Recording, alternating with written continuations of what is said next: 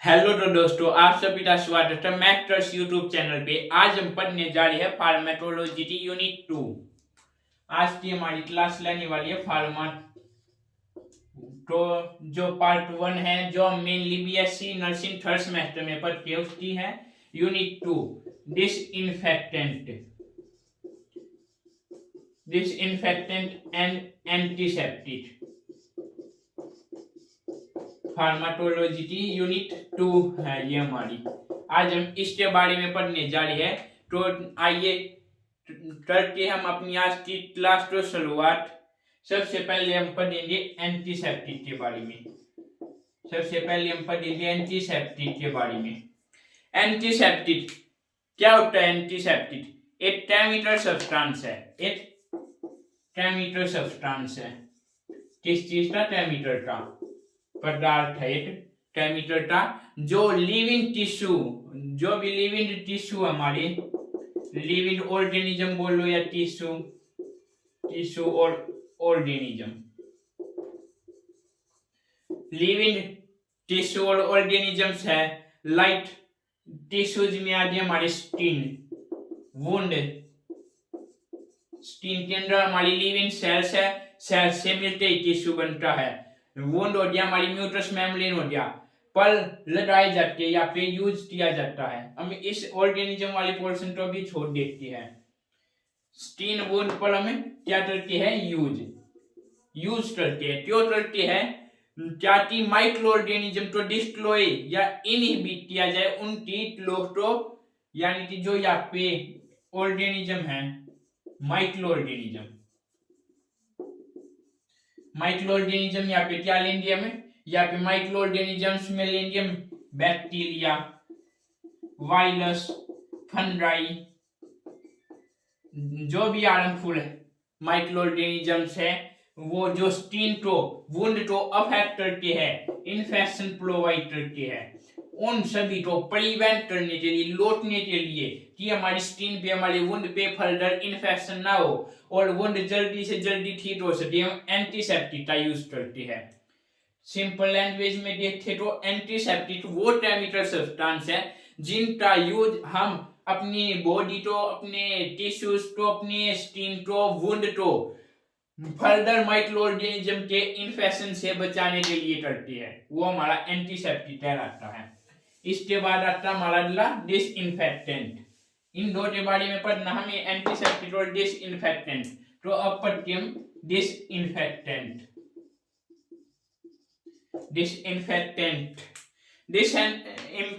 जो हमारा डिसइंफेक्टेंट है वो एक केमिकल एजेंट है। एंटीसेप्टिक क्या था? केमिकल सब्सटेंस था और ये केमिकल एजेंट है। दोनों में ये फर्क है, एक केमिकल एजेंट है, एक केमिकल सब्सटेंस है। जो नॉन लिविंग ऑर्गेनिज्म, ये हमारा लिविंग ऑर्गेनिज्म पे था, ये हमारा नॉन लिविंग पे है। नॉन लिविंग ऑर्गेनिजम्स में हमारी क्या क्या दी? हमारा मेनली आता फ्लोर हो गया, हमारा फ्लोर सरफेस ये की बात आती। हमारे इंस्ट्रूमेंट हो गए, कौन से इंस्ट्रूमेंट्स? जो हम सर्जरी के टाइम पे यूज करते हैं, वो सभी। जो हम ग्लासिंग के टाइम पे भी तो हम यूज करते हैं, वहाँ पे वो भी हमें डिसइंफेक्टेंट करवाने जरूरत है, जो कि वहाँ पे भी spore formation micro organism present हो सकती है और वो डायरेक्ट हम ग्लासिंग के लिए उसको वुंड पे टच करते हैं उन्हें, तो वो वुंड पे एंट्री करके इन्फेक्शन फैला सकती है। तो अब एक मेजर डिफरेंस जो यहाँ पे हमें देखने को मिल रहा है, जो हम ग्लासिंग के इंस्ट्रूमेंट है यहाँ पे यूज कर लिए, वो हमारा है डिसइंफेक्टेंट, और जो हम वुंड पे कर लिए वो हमारा है एंटीसेप्टिक। ये दो चीजें जो आज हम पढ़ने वाले हैं, डिसइंफेक्टेंट और एंटीसेप्टिक। इन दोनों के टाइप सेम होते हैं, सब टाइप्स दोनों के सेम होते हैं, बस इतना डिफरेंस है एक लिविंग टिश्यू पर यूज किया जाता है और एक नॉन लिविंग पर। अब पर्टेन टू क्लासिफिकेशन, किसकी, एंटीसेप्टिक और डिसइंफेक्टेंट की, दोनों ये सेम है। बुक में आपको अलग डिस्क्राइब दी जाएगी कि एंटीसेप्टिक का टॉपिक, फिर उसकी क्लासिफिकेशन, फिर डिसइंफेक्टेंट टॉपिक, उसकी क्लासिफिकेशन, बस दोनों सेम होती है। तो ज्यादा कंफ्यूज होने की जरूरत नहीं, हम साथ में पढ़ेंगे जिससे आपको जल्दी याद हो, अच्छे से समझ में आए। सबसे पहली है एल्कोहल, एल्कोहल में क्या क्या आएगा हमारा? एग्जाम्पल के तौर पे लेंगे हम इथेनॉल, इथाइल एल्कोहल, आइसोप्रोपेल एल्कोहल हो गया, आइसोप्रोपाइल एल्कोहल डालेगा पीछे। ये दो इसके एग्जाम्पल के लिए हम याद कर लेंगे, इजी है, इथाइल और आइसोप्रोपाइल, जिसमें आते हैं एल्कोहल।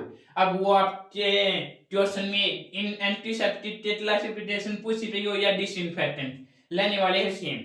इनका यूज किया है स्टीम को प्रिपेयर करना इंजेक्शन के लिए।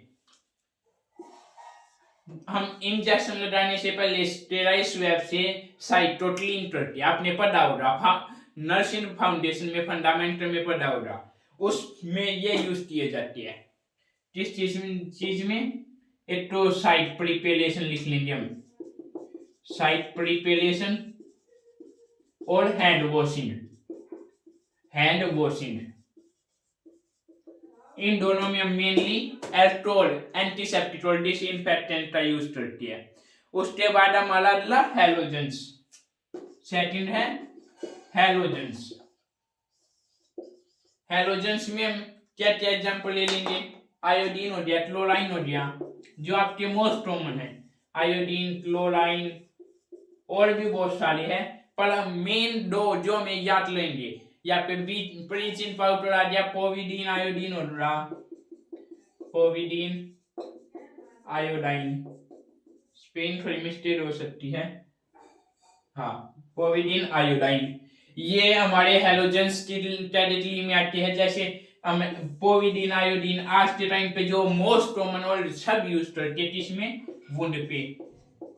ये हमें लिक्विड फॉर्म में भी यूज करते हैं, जेल फॉर्म में भी यूज करते हैं, पोविडीन आयोडीन, जो हमें अपने वुंड पे लगाते हैं, ड्रेसिंग करते हैं।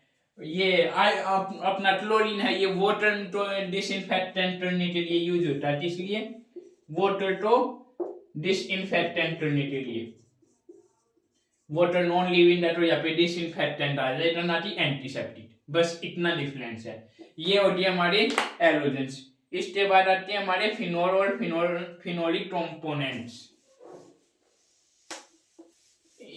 ये थे हमारे एलोजन और एल्कोहल। अब इसका तीसरे टाइप में है फिनोल्स बोलो या फिनोल डेरिवेटिव बोलो, फिनोल बोलो या फिनोल डेरिवेटिव। इसमें हमारा सबसे एक कॉमन हो गया नाम से फिनोल हो गया, लाइजोल हो गया। लाइजोल से आपको टूस दिमाग में आ रहा होगा कि ये तो फ्लश तो अपना फ्लोर क्लीनिंग के लिए यूज होता है। जी हाँ, ये वही है, फ्लोर क्लीनिंग में यूज होता है। जी हाँ, ये वही है, फ्लोर क्लीनिंग में होता है। फिनोल हम हॉस्पिटल को, ये भी हॉस्पिटल में यूज होता है, पर हॉस्पिटल डिसइंफेक्टेंट मेनली। ये थे हमारे फिनोल। उसके बाद oxidising agent, oxidising agent. Oxidising agent में क्या क्या जाएगा हमारा? हाइड्रोजन पेरोक्साइड आ गया, एक तो हाइड्रोजन पेरोक्साइड,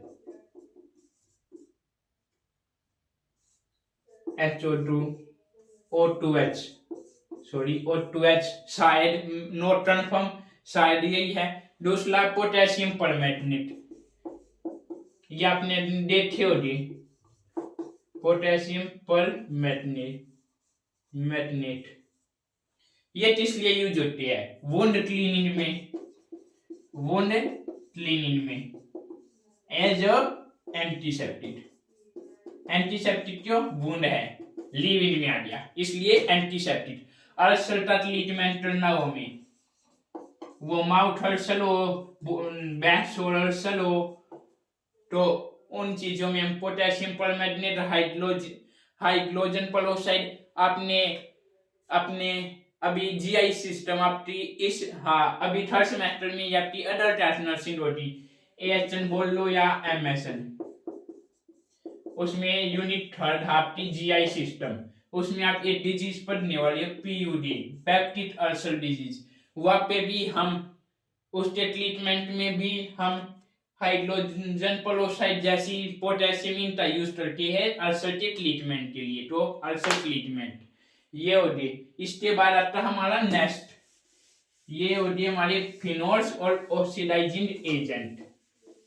सबसे पहले हमने एल्कोहल पढ़ा था और हैलोजेंस पढ़े थे।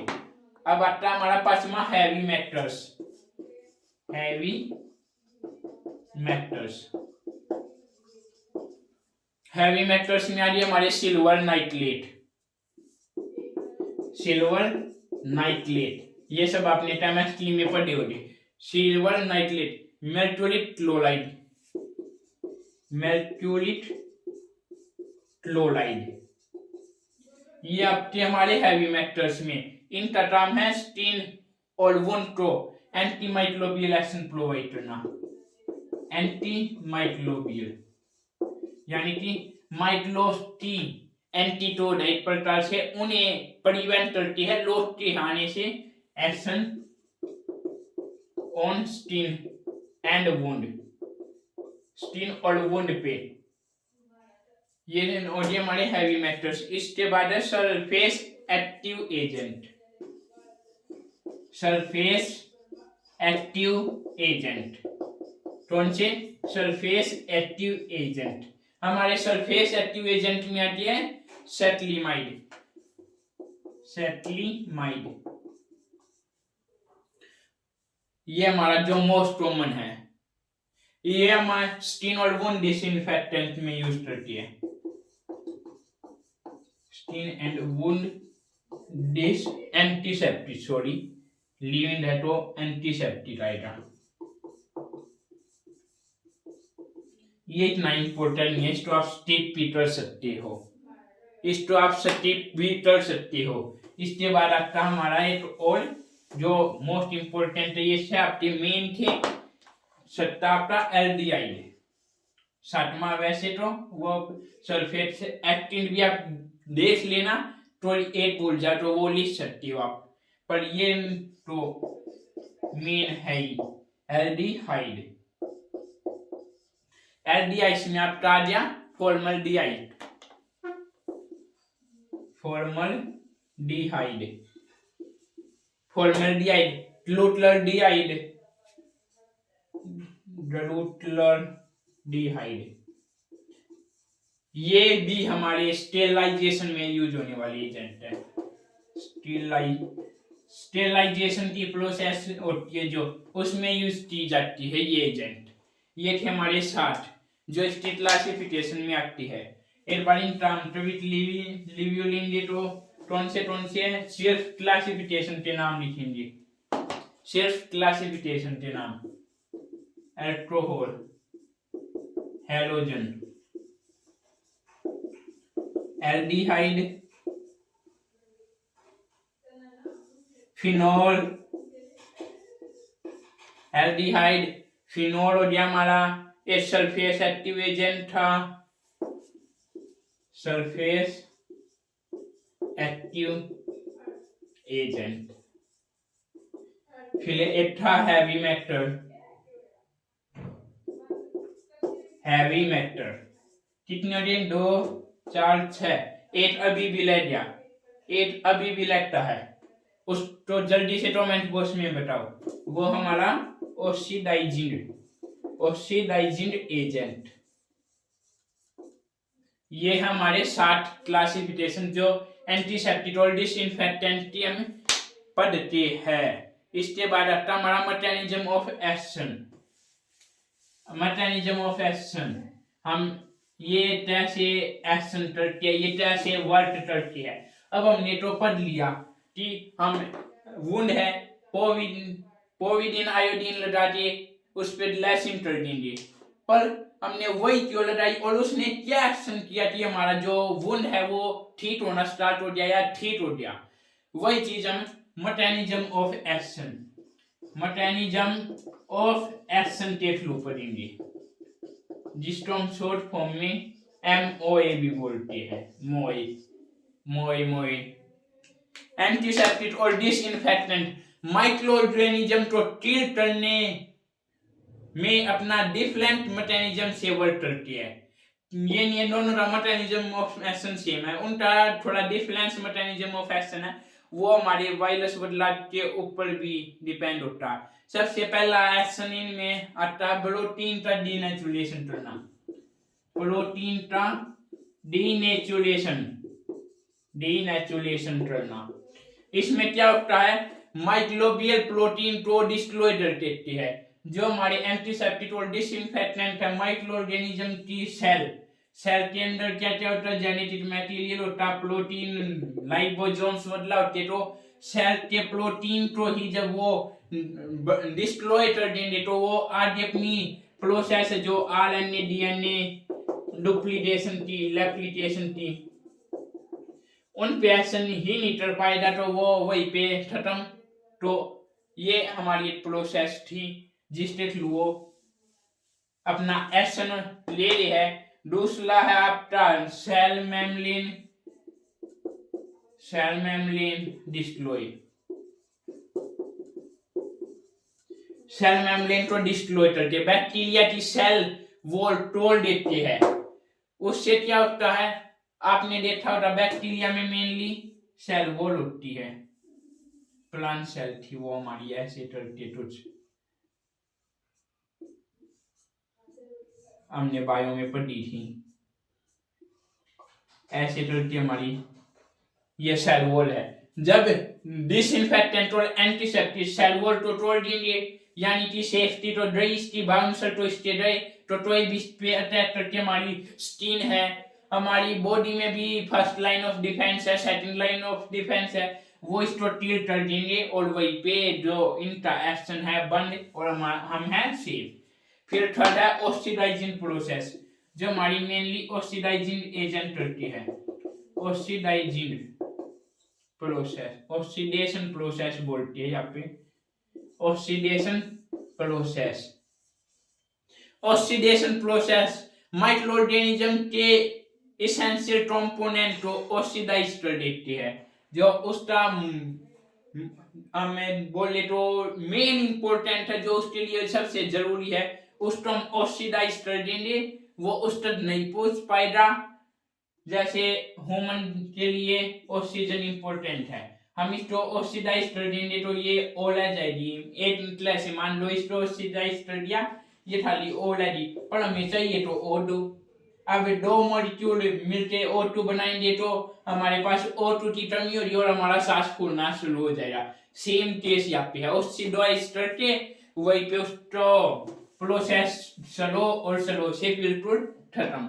फिर फोर्थ हमारा एंजाइम इनएक्टिवेशन, एंजाइम इनएक्टिवेशन में क्या होता है, एंजाइम इनएक्टिवेशन में होता है माइक्रोबियल एंजाइम का फंक्शन तो हम बंद कर देते हैं, जो उसका RNA DNA का मेन फंक्शन है एप्लीकेशन का, उसको स्टॉप कर देंगे, लोड देंगे तो वो फर्दर रेप्लिकेट हो जाए, और तो अपना वो सेल साइकिल फर्दर चला नहीं सकता, डोडर सेल तो जनरेट नहीं कर पाएगा, तो वो वहीं पे खत्म। रिजल्ट क्या रहता है इनका, माइक्रो ऑर्गेनिज्म या तो बिल्कुल डाई हो जाता है या वहीं पे स्टॉप, उसकी जो लोट है यानी कि वो 8 है तो वो यहीं पे या तो स्टॉप हो जाएगा, ए से डो नहीं बना पाएगा, ये प्रोसेस इसकी बंद, या ये यहीं पे खुद भी खत्म हो जाएगा। ये था हमारा मैकेनिज्म ऑफ एक्शन के थ्रू। अब हम पढ़ेंगे इसके यूजेज, क्या क्या यूज होने वाले हैं, क्या क्या यूज लगते हैं, किस लिए हम इनका यूज करते हैं। यूजेज में सबसे पहला है हमें ये भी पता है क्लीन, वुंड क्लीन, वुंड है हम क्लीन टोटल लेंगे, ये तो है नहीं कि डायरेक्ट उस पर ग्लाइसिन कर देंगे, उससे जो अंडर इन्फेक्शन है वो फर्दर स्प्रेड हो जाए हमारी पूरी बॉडी में भी जा सकता है। तो इसलिए वुंड क्लीन में फिर हमारी ऑपरेशन हमें जो सर्जरी करनी है उसकी साइड प्रिपेयर लेंगे, हमारे सर्जिकल इंस्ट्रूमेंटों में डिसइंफेक्टेंट लेंगे कि बॉडी के अंदर इन्फेक्शन ना जाए। तो सर्जिकल साइट या सर्जरी में यूज की जाती है, इसका मतलब है सर्जरी। फिर हैंड वॉशिंग, हाथ हैंड वॉशिंग में, हैंड वॉशिंग बोल लो या हैंड हाइजीन बोल लो, हमारे हाथों के बैक्टीरिया किल करने के लिए हम बार बार हैंड वॉश का यूज करके जाती है। थोड़ा हैंड वॉश निकाला किया खाना खाने जाने से पहले, खाना खाने के बाद, वैसे भी वॉशरूम के बाद मेनली हम करके ही लेते हैं। तो वो हैंड वॉश है जो आपका डेटोल है, सेवलॉन है, वो क्या है, वो एक एंटीसेप्टिक कीटो है, वो एक डिसइंफेक्टेंट कीटो है। तो हैंड वॉशिंग में भी यूज करती है। फिर फ्लोर सरफेस तो डिसइंफेक्टेंट करने के लिए कि फर्श पे कोई बैक्टीरिया वगैरह माइक्रोऑर्गेनिज्म ना हो। वाटर का प्यूरिफायर, वाटर प्यूरिफिकेशन, पानी में कीड़े ना हो इसलिए हम क्लोरीन वगैरह डालते हैं। HCI को हम प्रिवेंट करने के लिए हॉस्पिटल एक्वायर्ड इन्फेक्शन या नोजोफोमियल इन्फेक्शन, इसको प्रिवेंट करने के लिए हम इसका यूज करते हैं। अब यूज इसको देख लिए, हमें यूज इसके साथ इसके साइड इफेक्ट भी पता होने चाहिए कि हाँ हमने बहुत ही ओवर कर दिया तो क्या क्या हमारे एडवर्स इफेक्ट या साइड इफेक्ट आ सकती है। क्या क्या आ सकती है, आप स्किन के ऊपर यूज करें तो स्किन क्या होगी, इरिटेट होगी, तो स्किन इरिटेशन होगी। यहाँ पे एक चीज ओवर में होगी तो हमारी स्किन के ऊपर इरिटेट तो होगी, एलर्जी रिएक्शन आ जाएगा। हमारी बॉडी सबसे पहले क्या शो करती है, एक तो इरिटेशन और दूसरा allergen, allergic reaction. Burning sensation होने लग जाएगी। बर्निंग सेंसेशन क्यों, क्योंकि उसमें हमारे कंपोनेंट्स ऐसे होते हैं जब तो वो बैक्टीरिया, वायरस, फंगाई बोले तो माइक्रो ऑर्गेनिजम्स तो किल करते हैं, तो हमारी बॉडी में भी तो थोड़ी बर्निंग में होगी। आपने वुंड पे कभी आयो ये अपनी बीटाडीन लगाई हो तो आपको थोड़ी जलन ही महसूस होती है, ब्लड होता है, वही इसका एक एडवर्स इफेक्ट है जब वो ओवर में होने लगे। टिश्यू तो डैमेज कर सकते हैं ये हमारे टिश्यू डैमेज, जब ये लिव इन और non live in micro organisms को कर सकते तो स्किन के हमारे बॉडी सेल्स, बॉडी टिश्यूज कौन सी बड़ी चीज है इनके लिए। तो ये थे इसके एडवर्स इफेक्ट। अब आती है यहाँ पे नर्स की रिस्पॉन्सिबिलिटी, ये आपके लिए बहुत ही इंपॉर्टेंट है क्योंकि आप एक नर्सिंग कोर्स कर लियो, आप नर्सिंग के लिए पढ़ लियो तो आपको पता होना चाहिए इन चीजों में नर्स का क्या मेन रोल होता है। सबसे पहले तो टॉयलेट जो डेथ टाइम के लिए ठीक एंटीसेप्टिक या डिसइंफेक्टेंट है उसको चूज करना। अब आप टॉयलेट जाना है ड्राव पे, वुंड पे, तो आप वहाँ पे बीटाडीन की चल रहा है, फिनाइल का तो यूज लो यानी फिनोल का। इसलिए दूसरा कंसंट्रेशन का यूज करना कि हाँ हमें कितनी कंसंट्रेशन पावर में यूज करनी है, कितना उसको डाइल्यूट करना है।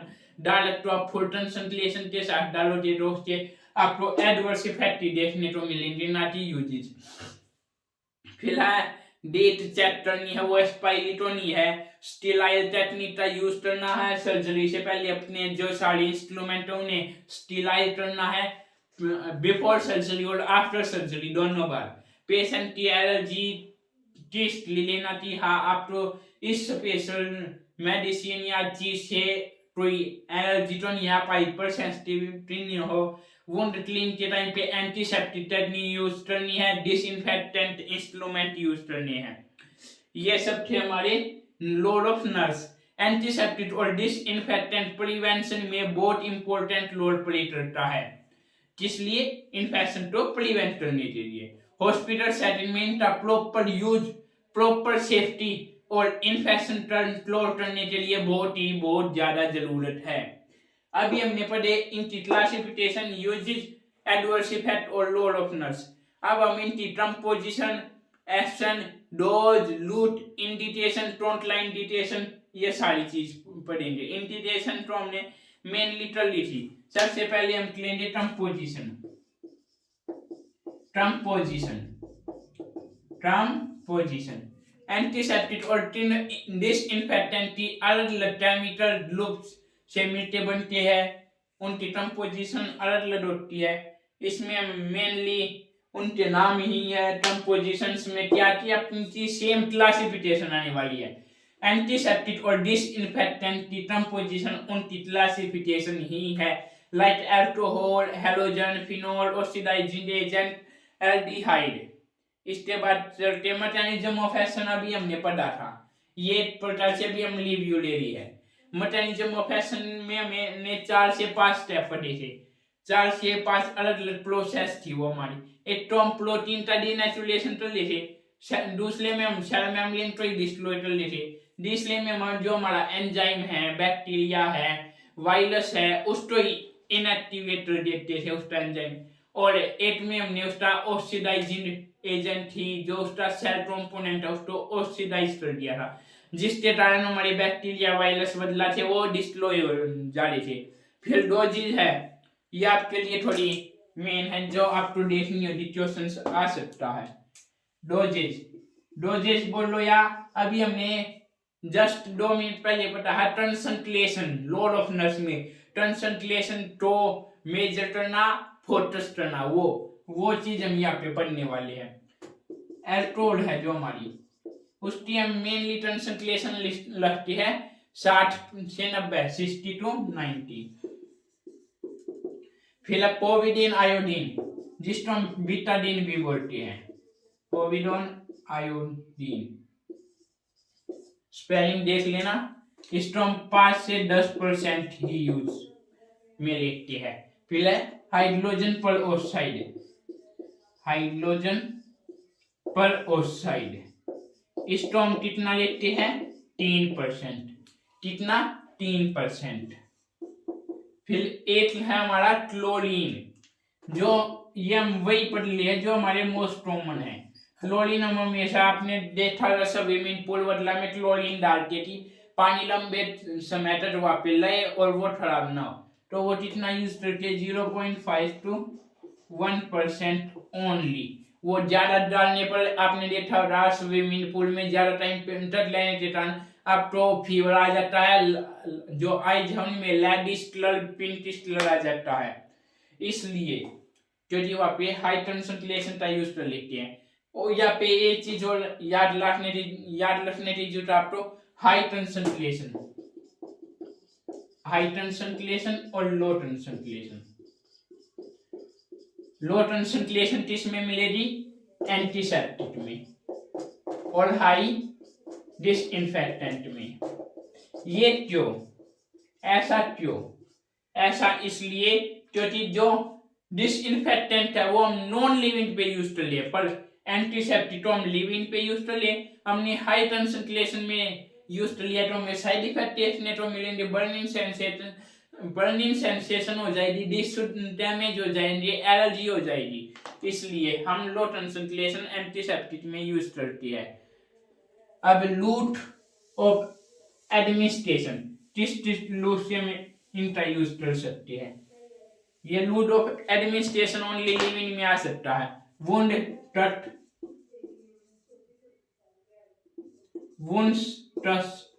यही पे तो हम यूज लेंगे ना। इंस्ट्रूमेंट्स पे हम यूज कर लेंगे डिसइंफेक्टेंट करने के लिए। इंडिकेशन, कोई भी 2 इंडिकेशन आप कमेंट बॉक्स में बता दे जाओगे। फिर ये टॉपिक हम ये हमने पढ़ा था। अब फ्रंटलाइन इंडिकेशन आ गई, डीप वुंड हो तो बहुत ही हार्मफुल एजेंट के कारण सेंसिटिव टिश्यू लाइक हमारी आई जो दी, इन पे हम इसका यूज निकलेंगे। ओपन वुंड पे हम इसका बहुत ही कम यूज करते हैं। अब आते हैं ब्लड इंफ्लेक्शन, जिसके साथ क्या इफेक्ट आता है। सोप और एंटीसेप्टिक, जो हमारे एंटीसेप्टिक थे लाइक आयोडीन हो गया, उसको हम सोप के साथ यूज नहीं लेंगे, क्योंकि उससे जो आयोडीन है एंटीसेप्टिक है उसका इफेक्ट कम हो जाता है। ऑर्गेनिक मेटल हो गया लाइक ब्लड हो गया, डिसइंफेक्टेंट इनएक्टिव हो जाती है हमारी यहाँ पे। इफ ब्लड बदला पस बदला जो बॉडी का फ्लूइड है उस पे हम डिसइंफेक्टेंट का यूज करते हैं तो वहाँ पे वे इनएक्टिव हो जाती है, अपना एक्शन बंद कर देती है। और सम केमिकल एक दूसरे को इफेक्ट करती है जिससे न्यूक्लियलाइज हो जाता है। तो ये हाई एसिडिक हमारा एंटीसेप्टिक और हमने बेसिक के ऊपर यूज किया तो वो नॉर्मलाइज हो जाए, न्यूट्रल 7 pH पे आ जाएगा और अपना एक्शन नहीं कर पाएगा। साइड इफेक्ट हमने पढ़े थे, स्टिनिलिजेशन, redness, burning sensation, dryness of skin. Adverse effect में हमने हाइपर सेंसिटिविटी, सीवियर एलर्जी पर देसी टिश्यू डैमेज पर डाटा, बर्न पर डाटा, वुंड हीलिंग हमारी डिले हो सकती है। तो लोड ऑफ नर्व्स पे भी हम एक बार ओवरव्यू ले लेते हैं दोबारा से।